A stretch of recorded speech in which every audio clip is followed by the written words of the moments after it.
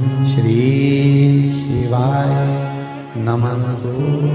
शंकर भोलेनाथ ओघड़दानी की कथा कर रही है। व्रत कार्तिक महत्तम कथा है। कार्तिक के महीने में सबसे बड़ा अगर व्रत का कोई नियम है तो केवल एक नियम सबसे बड़ा है, सुबह ब्रह्म मुहूर्त स्नान करना और दूसरा दीप लगाना, दिया प्रज्वलित करना, दीपक लगाना। दीप दान से बड़ा कार्तिक के महीने में कोई दान का वर्णन नहीं है जितना दीप दान का वर्णन।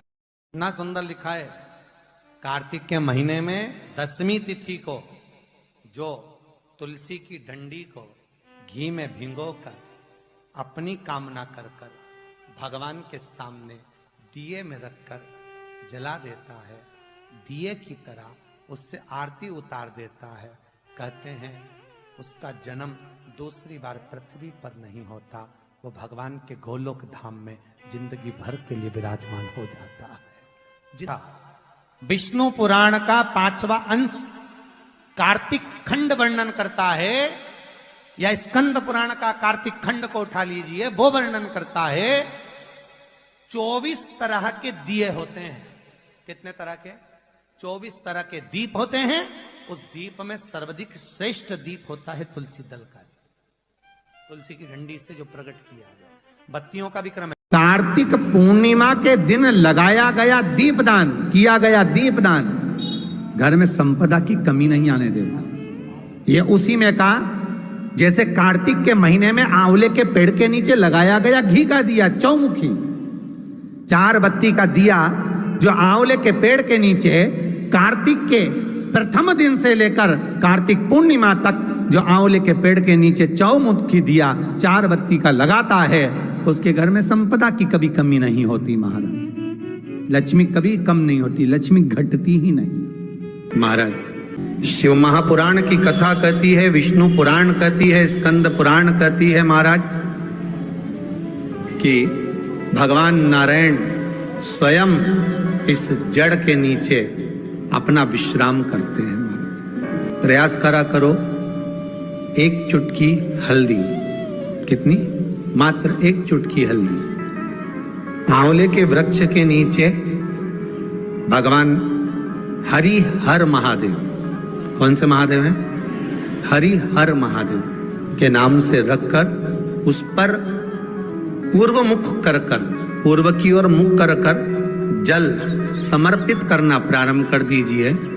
आप अगर प्रयास करेंगे, शुक्रवार की शुक्रवार करें या नवमी की नवमी करें, अष्टमी की अष्टमी करें, प्रदोष की प्रदोष कर लें, सोमवार की सोमवार कर लें, तो आंवले की जड़ के नीचे अगर हमने हल्दी रखकर जल का भाग समर्पित करा है पूर्वाभिमुख होकर, तो अगर व्यापार नहीं चल रहा है, 1 हफ्ता हो गया बैठे हुए हो, कोई ग्राहकी नहीं है, तो एक बार करो, दूसरी बार करने जाओगे तो आप अपने आप दौड़ कर जाओगे कि मेरा 1 हफ्ते से व्यापार अच्छा चल रहा है। आप दूसरी बार करोगे तो आपको ये ज्ञान उपदेश ये प्राप्त हो जाएगा, अपने आप रिजल्ट सामने आएगा कि हाँ, हमने आंवले के वृक्ष के नीचे हल्दी को समर्पित करा था और उसको चढ़ाने के बाद हमने जो जल चढ़ाया है उसका फल हमको प्राप्त हुआ। गाय का दूध होता है, गाय का जो दूध होता है ना, कच्चा दूध, तो गाय का जो कच्चा दूध होता है, शंकर जी भगवान पर, भोलेनाथ जी पर 1 कटोरी दूध, जितना आप पी सकते हो उतना दूध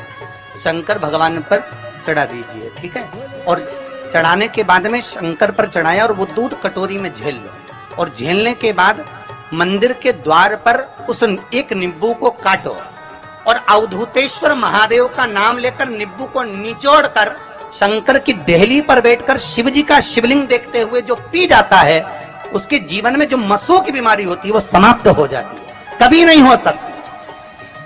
केवल अवधूतेश्वर महादेव का स्मरण, केवल अवधूतेश्वर।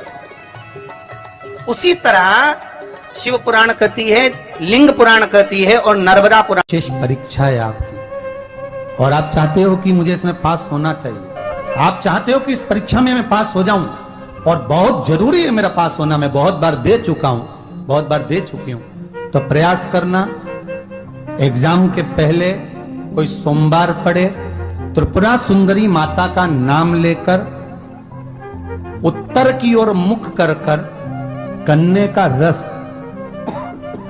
शुगर का रस, गन्ने का रस का रस लेकर दोनों हाथों में कलश में भरकर नाम और गोत्र आपका बोलकर मन की कामना कर कर जैसे कांवड़ शिव जी को चढ़ाते हैं दोनों हाथ से, उसी तरह वो गन्ने का रस से शंकर जी का अभिषेक त्रिपुरा सुंदरी के भाव से कर दीजिए महाराज। ऐसा कोई एग्जाम नहीं होगा जिसमें आप पास नहीं हो सकते, निकल ही जाओ। सब बोलिए एक बार जमकर, श्री शिवाय नमस्तुभ्यम। प्रैक्टिकल जरूर करना, कहीं सियोर वाला महाराज झूठ तो नहीं बोल रहा। शास्त्रों की बातें हमारे जीवन में हमें सुख प्रदान करे, इसलिए इस भाव का आनंद करते हुए आज की कथा को विराम देते हैं। एक सहस्त्रबत्ती होती, करें दर्शन कभी, यहाँ पे माताएं बैठ बैठ के बनाती रहती है 100 बत्ती 108 बत्ती 108 बत्ती बनाकर भगवान के सामने। उसका क्या प्रमाण है? कौन से पुराण में लिखा है कि 108 और सहस्त्रावली बत्ती लगाई जाए? तो स्कंद पुराण में कार्तिक खंड के अंदर स्पष्ट किया गया सहस्त्रावली बत्ती 108 लंबी बत्तियों का जो प्रमाण है वो कहते हैं कि जिस व्यक्ति ने किसी तीर्थ को ना करा हो, पूरे तीर्थ नहीं गए हो, सारे तीर्थों का स्नान नहीं करा हो, किसी तीर्थ में दर्शन करने से वंचित रह गए हो, तो 108 बत्ती की एक बत्ती बनाकर किसी नारायण के मंदिर में, शिव मंदिर में, देवी के मंदिर नहीं, केवल देवता के मंदिर में अगर उसको घी में भिगोकर प्रज्वलित कर दिया जाता है तो सारे तीर्थों के दर्शन का फल उस जीव को प्राप्त हो। वीडियो पसंद आई हो तो शेयर करें, लाइक करें, सब्सक्राइब करें। श्री शिवाय नमस्तुभ्यम, हर हर महादेव कमेंट बॉक्स में जरूर लिखें। महादेव आपकी सभी मनोकामनाएं पूर्ण करें। मिलते हैं अगली वीडियो में। श्री राधे, हर हर महादेव।